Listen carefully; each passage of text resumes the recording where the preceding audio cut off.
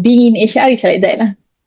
Benda-benda unexpected, benda-benda yang bila orang cakap kita jadi macam terbeliak je mata. Apa dia? Macam tu. Okay? Oh tak apa puan, mereka dah biasa. Kehidupan mereka macam tu lah di negara mereka. Kehidupan mereka ni negara mereka tu sebab mereka susah. Mereka mai sini untuk mencari satu kehidupan dan masa depan yang lebih baik. Kita di Malaysia ni pun kita hidup bertamadun. Makcik always advise, pergilah buat aduan. Pergilah buat aduan.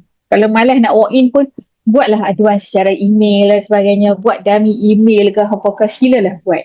Demi kesejahteraan semua orang.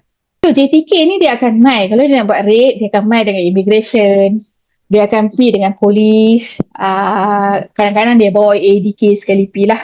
Okay. So jarang-jarang dia buat raid sendirian berhad. Sebab di sebalik kesalahan JTK ada juga kesalahan-kesalahan lain dan sebagainya kan. Kadang-kadang yang duk tertangkap dan terkambuh majikan ni adalah atas paper nampak cantik. Tapi polisi cantik, prosedur cantik, audit checklist cantik. Tapi bila pergi site, especially perumahan pekerja asing, barulah nampak realiti. Ada hostel terlalu sesak. Ada tandas rosak. Wiring macam orang gila. Kitchen, subhanallah, dengan lumut tu lah dia percalik masak sekali. Loker tak ada.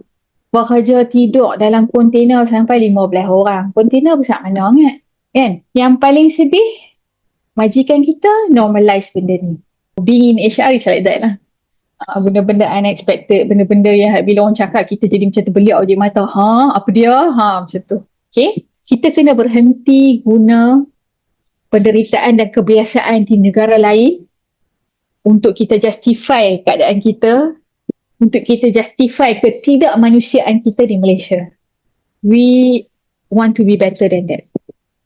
We want to be better than them. Kita Malaysia. Kita bangsa Malaysia. Bangsa yang penuh dengan adat dan tata susila.